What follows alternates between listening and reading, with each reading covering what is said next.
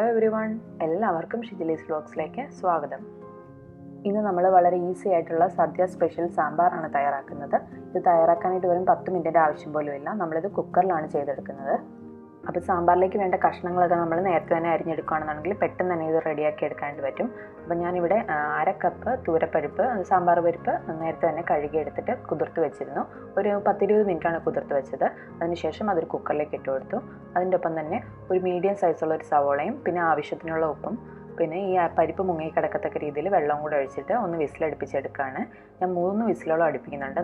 പരിപ്പ് നന്നായിട്ട് വെന്തതിന് ശേഷമാണ് ബാക്കി പച്ചക്കറികളൊക്കെ ഇതിലേക്ക് ചേർത്ത് കൊടുക്കുന്നത്.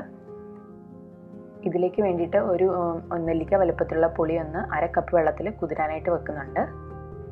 ഈ സമയം കൊണ്ട് പരിപ്പ് ഇവിടെ നന്നായിട്ട് തന്നെ വെന്ത് വന്നിട്ടുണ്ട്. നമുക്കിനി ഇതിലേക്കുള്ള പച്ചക്കറികൾ ചേർത്ത് കൊടുക്കാം. സാധാരണ സാമ്പാറിൽ ചേർക്കുന്ന എല്ലാത്തരം പച്ചക്കറികളും എടുത്തിട്ടുണ്ട്. ചേന, കിഴങ്ങ്, മുരിങ്ങയ്ക്ക, വെണ്ടയ്ക്ക, തക്കാളി അങ്ങനെ എല്ലാം തന്നെ എടുത്തിട്ടുണ്ട്. എല്ലാം കുറച്ച് ഇതാണ് എടുത്തിരിക്കുന്നത്, ഒരുപാട് എടുത്തിട്ടില്ല. വെള്ളരിക്ക, മത്തങ്ങയൊക്കെ എടുത്തിട്ടുണ്ട്. പിന്നെ എരിവിനായിട്ട് നല്ല എരിവുള്ള 2 പച്ചമുളകും പിന്നെ കുറച്ച് കറിവേപ്പിലയും കൂടെ ചേർക്കുന്നുണ്ട്.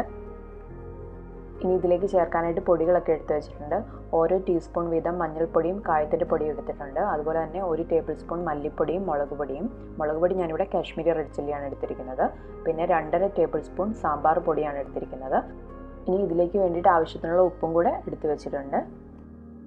അപ്പോൾ നമുക്ക് ഈ എടുത്ത് വെച്ചിരിക്കുന്ന പൊടികളെല്ലാം സാമ്പാർ കഷ്ണങ്ങളുടെ ഒപ്പം തന്നെ ഈ കുക്കറിലേക്ക് ഇട്ട് കൊടുക്കാം.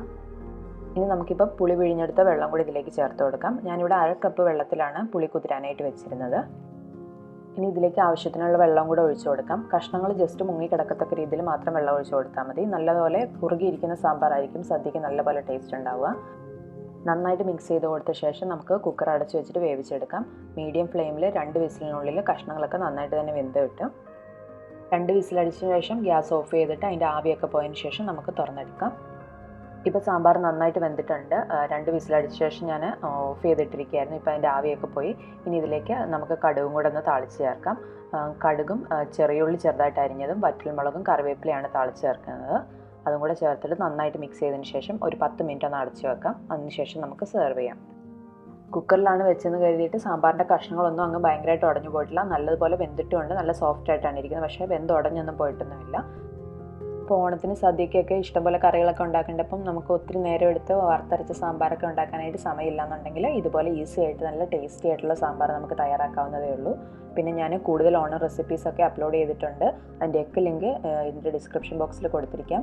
കണ്ടിട്ടില്ലെങ്കിൽ അതൊക്കെ ഉറപ്പായിട്ടും കണ്ടു നോക്കുക. എന്നിട്ട് നിങ്ങളുടെ അഭിപ്രായങ്ങളൊക്കെ പറയാനായിട്ട് മറക്കരുത്. വേറൊരു വീഡിയോയുമായി വീണ്ടും കാണാം.